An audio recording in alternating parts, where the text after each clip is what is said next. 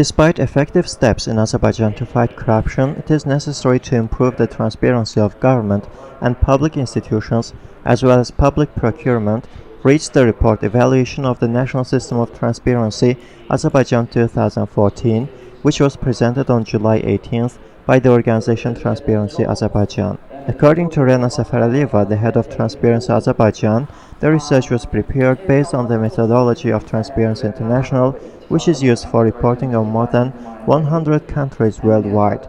The estimate was made on the basis of the analysis of the law and practice, surveys of state bodies and independent experts.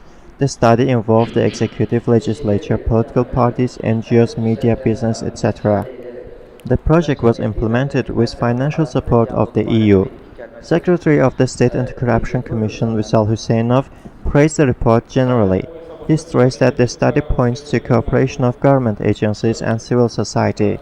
Head of Operation Department of the EU delegation, Frederick Byrne, said that EU supports projects to enhance the capacity of government agencies to fight corruption and improve transparency. In particular, the EU realized twinning projects implemented in ministries of finance and taxes, including creating an electronic audit of large taxpayers. This plan to implement, together with the World Bank, the project to assess government spending. Coordinator of the project Evaluation of the National System of Transparency, Muhammad Muradov, presented the study itself. The objects of study were 13 subjects: public and private institutions including the legislature, the executive, the judiciary, the public sector, law enforcement, Central Election Commission, the ombudsman, political parties, media, civil society, and business. The evaluation was conducted on 3 criteria: capacity management and the role of transparency in the system, as well as 5 indicators: resources, independence, transparency, accountability, accuracy. On the indicator resources, National System of Transparency was estimated at 66 points out of a possible 100. Executive power has the most resources for the fight against corruption. At the same time, civil society and political parties have problems with financing, including from the private sector. On the indicator independence, transparency score was 60 points. Again, the executive power has more independence. First instance courts depend on the executive authority, the Minister of Justice, in matters of budgeting and staff. Justice Minister is also the head of the Judicial Council.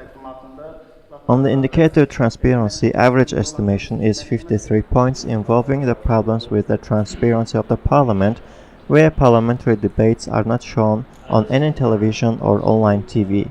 The amendments to legislation made in 2012, when the information about owners of business companies was classified as a trade secret, drew criticism. On the indicator reporting, there are 52 points.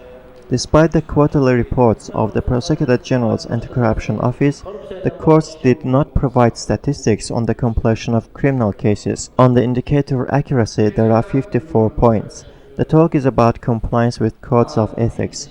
Among the shortcomings in this area is that deputies voted for their colleagues. The report also included recommendations. It encouraged to ensure the disclosure of income declarations of deputies and officials.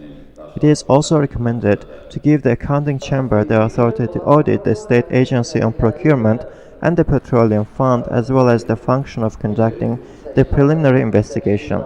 It is also recommended to ensure transparency of the National Television and Radio Council and sustainable finance for civil society.